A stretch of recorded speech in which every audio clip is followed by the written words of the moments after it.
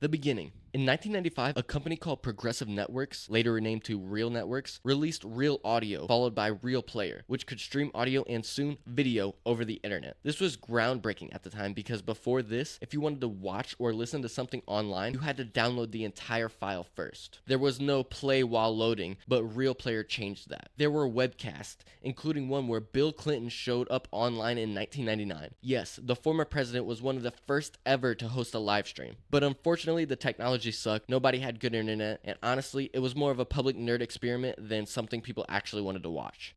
The Wild West. YouTube launched in 2005 and changed the internet and the future of entertainment forever. Not live at first, just people uploading videos shot on whatever phone or camera they had. However, in the background, platforms like Justin TV and Ustream popped up. These were the Wild West of live social media platforms. People streaming their daily lives, games, weird rants, anything you could think of. Total chaos, low quality, but kind of brilliant. This was the first time regular people started going live just to see if anyone would watch, and oddly enough, people did. The Twitch era. So in 2011, Justin TV spun off a new section for gaming streams. They called it Twitch, and this is where everything changed for live streaming. Gamers finally had a home, and viewers were not just watching, they were hanging out, talking in chat, sending emotes, and everything felt like a live party, except the party was a guy playing League of Legends at 3 a.m. By 2013, less than 2 years after the official spin-off, Twitch had tens of millions of viewers every single month. Streaming wasn't niche anymore. It was becoming one of the newest forms of entertainment, and powerful people were starting to notice.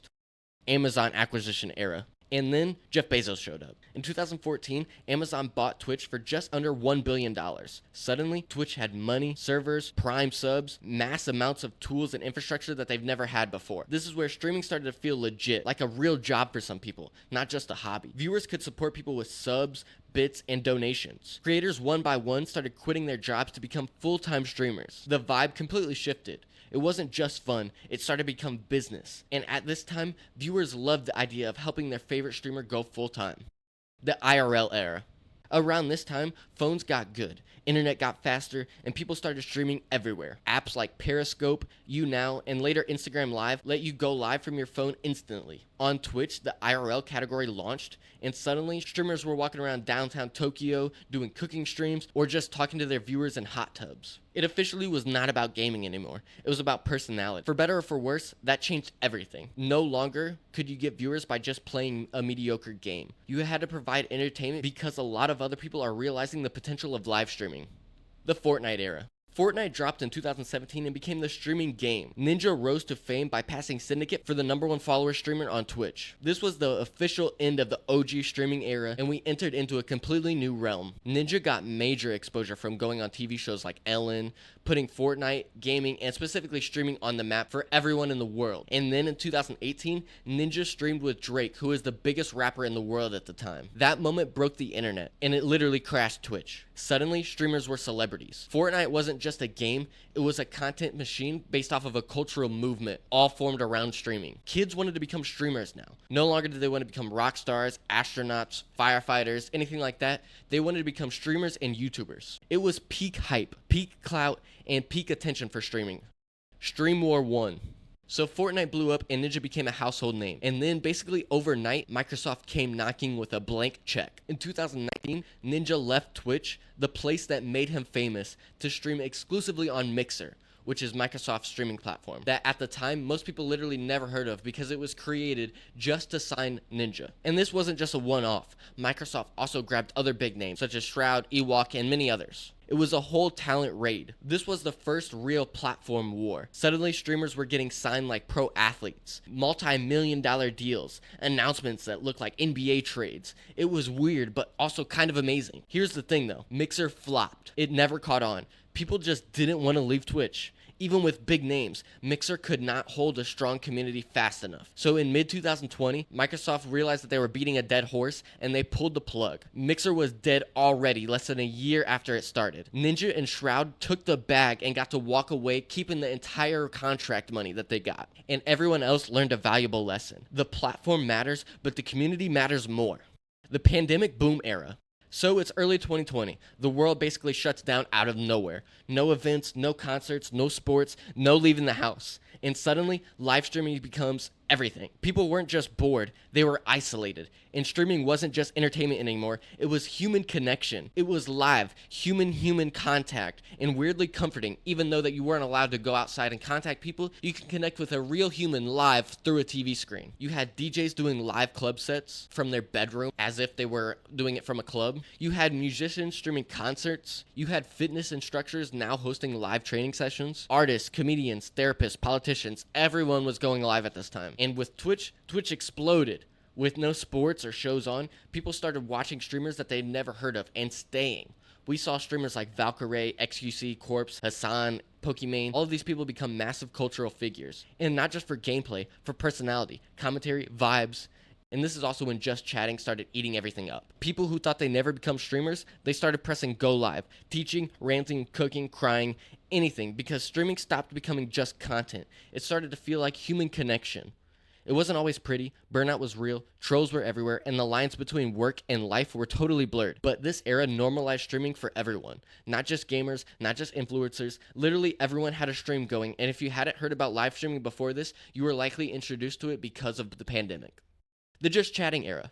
By this point, streaming wasn't mainstream, it was normal. Like your cousin was live, your boss was live, your favorite TikToker live. Everyone was doing it, but they weren't all playing games. This era is the official point where streaming broke out of the gamer box. The biggest category on Twitch, no longer Fortnite, not Warzone, not Minecraft, it became just chatting. Literally people just turning on a camera and talking to a camera. No gameplay, just vibes. We got VTubers blowing up, anime avatars with real-time motion tracking becoming huge stars, only talking to a camera, cooking streams, studying streams, mental health chats, political commentary, dating shows, hot tub streams, and yeah, hot tub streams. Full-on live-streamed reality TV made by content creators for content creators. And then Meta Wars started. Every few weeks, Twitch would have a new meta. 1 month it was chess, next month React content, then hot tub, pool streams, ASMR streams, everything. Every couple weeks there was just a new era, a new wave of streaming because everyone was watching Twitch stuck in the house at the end of the pandemic. It was chaotic, it was hilarious, it was a little embarrassing at times, but it was also a sign that streaming had become a medium, not a genre. People were building full-on empires, brands, merch, podcasts, agencies. Your favorite streamer wasn't just live 5 times a week. They had editors, producers, mods, merch drops, brand deals. Streaming was no longer just streaming. It was content, culture, and it was business. Stream Wars 2.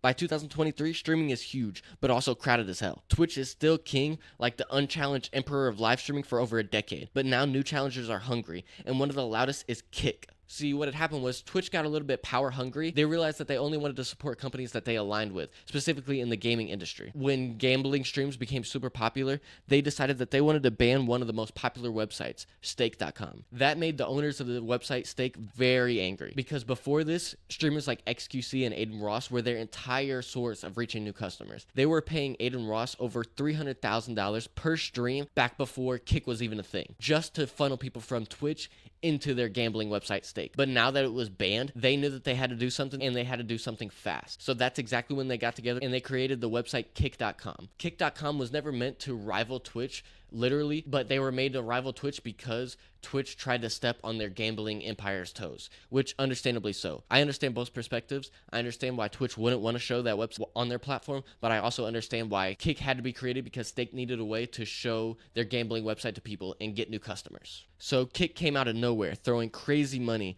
to poach top talent. Think of it as the Mixer era, but even worse. They were signing the top streamers with multi-million-dollar deals. Way more than the deals even a couple years before with Mixer, which is even crazier because it's already been proven that Mixer failed, and Kick decided that they're going to take these hundreds of millions of dollars and do the exact same thing, but do it better. So we get this insane platform war where streamers get signed with multi-million-dollar contracts just to switch sides. So many other big names jump ship, hoping to find more money or better revenue splits. And it's not just about money, it's about features, community vibe, algorithms, discoverability, etc. Twitch's UI might make you grumble, but it's got a massive reach and infrastructure. Kick promises better revenue cuts, looser content rules, and a more creator-friendly feel. Meanwhile, YouTube gaming is lurking in the background, slowly carving out its own slice with a mix of uploads and live streaming. And then there's AI chat mods, AI highlights, AI avatars. The whole streaming experience is getting hyper automated. Some creators love it, some hate it, but the future is clearly part human and part machine. What does this mean for viewers and creators? For creators, it's like a gold rush, but it's also like a gamble. Switch platforms and risk losing your entire community, or stay put and get buried by algorithms and risk having a worse revenue split. For viewers, it's like a buffet.